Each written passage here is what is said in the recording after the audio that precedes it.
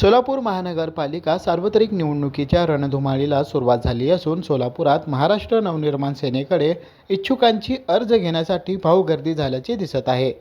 राज्याच्या राजकारणात राज ठाकरे व उद्धव ठाकरे एकत्र आल्याने मनसे व शिवसेनेत उत्साहाचे वातावरण असून महाराष्ट्र नवनिर्माण सेनेकडे इच्छुकांचा ओढा जास्त असल्याचे दिसत आहे।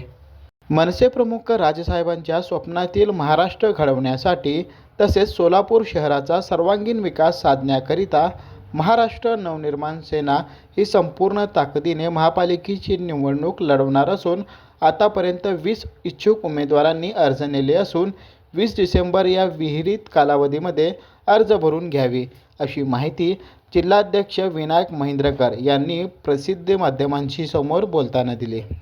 बंधुप्रेम न्यूज चॅनलला लाईक, सबस्क्राईब व बेल आयकॉन दाबायला विसरू नका। धन्यवाद।